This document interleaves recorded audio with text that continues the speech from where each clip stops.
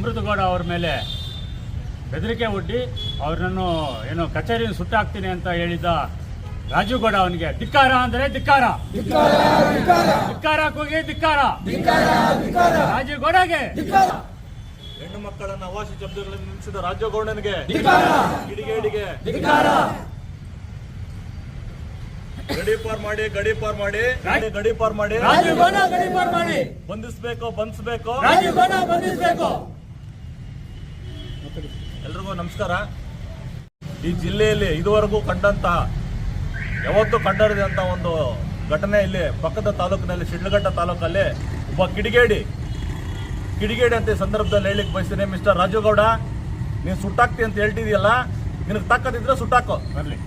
ಹೆಣ್ಮಕ್ಳ ಬಗ್ಗೆ ಮಾತಾಡ್ಬೇಕಾದಾಗ ಸ್ವಲ್ಪ ನಾಲ್ಗೆ ಹತೋಟಿಯಲ್ಲಿ ಇಟ್ಕೊಂಡು ಮಾತಾಡೋ. ಸುಟ್ಟಾಕ್ಲಿಕ್ಕೆ ನಿಮ್ಮ ಮನೆ ಆಳಲ್ಲ, ಕೆಲಸದವರಲ್ಲ, ಸರ್ಕಾರಿ ನೌಕರರು. ನೆನ್ಪಿಟ್ಕೋ, ನಮಗೂ ಸಹ ಎಲ್ಲ ರೀತಿ ಇದೆ. ಒಬ್ಬ ಹೆಣ್ಮಗಳನ್ನ ಮಾತಾಡ್ಬೇಕಾದ್ರೆ ಮೊದಲು ತಲೆಯಲ್ಲಿ ಜ್ಞಾನ ಇರಬೇಕು, ನಾಲ್ಗೆ ಬಿಗಿ ಇಡಬೇಕು.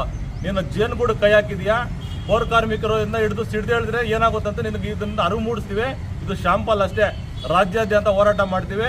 ಈ ಕೂಡಲೇ ನೀವು ಬಂದು ಕ್ಷಮೆ ಯಾಚಿಸಬೇಕು ಬಹಿರಂಗವಾಗಿ. ಅದೇ ರೀತಿ ನಾನು ಇವತ್ತು ಮಾನ್ಯ ಜಿಲ್ಲಾಧಿಕಾರಿಗಳಿಗೆ ಸರ್ಕಾರಕ್ಕೆ ಒತ್ತಾಯ ಮಾಡ್ತೇನೆ, ಆ ಕಿಡಿಗೇಡಿ ರಾಜೀವ್ ಗೌಡನ್ನ ಬಂಧಿಸಬೇಕು. ಪ್ರಾಣ ಬೆದರಿಕೆ ಹಾಕಿರೋಂಥ ಅಮೃತ ಗೌಡ ಅವರಿಗೆ ಪ್ರೊಟೆಕ್ಷನ್ ಕೊಡಬೇಕು. ಕೂಡಲೇ ಸರ್ಕಾರ ಅವ್ರ ಬೆನ್ನಿಗೆ ನಿಂತ್ಕೋಬೇಕು ಅಂತ ನಾನು ಈ ಸಂದರ್ಭದಲ್ಲಿ ಮನವಿ ಮಾಡ್ತಾ, ಜಿಲ್ಲಾ ಉಸ್ತುವಾರಿ ಸಚಿವರಲ್ಲೂ ಸಹ ನಾನು ಗೌರವವಾಗಿ ಮನವಿ ಮಾಡ್ತೇನೆ. ನೋಡಿ ಸರ್, ಈ ರೀತಿ ಅವಾಚ್ಯ ಶಬ್ದಗಳಿಂದ ನಿಂದನೆ ಮಾಡೋದು ಸರಿಯಿಲ್ಲ.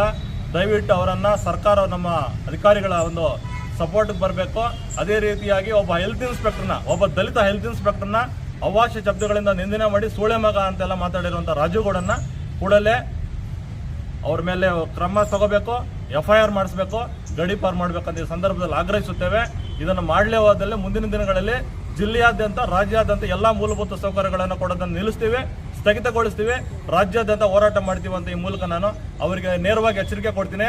ಮಿಸ್ಟರ್ ರಾಜೀವ್ ಗೌಡ, ನಿನಗೆ ತಾಕತ್ತಿದ್ರೆ ಸುಟ್ಟಾಕೋ ಹೆಣ್ಮಗಳನ್ನ, ನಾವು ನೋಡ್ತೇವೆ. ಉದ್ಯೋಗ ಬಿಡೋಕ್ಕೂ ಸರಿ ಇದ್ದೀವಿ. ಗೌಡನಿಗೆ ಅಹಂಕಾರಕ್ಕೆ ಅಟ್ಟಹಾಸಕ್ಕೆ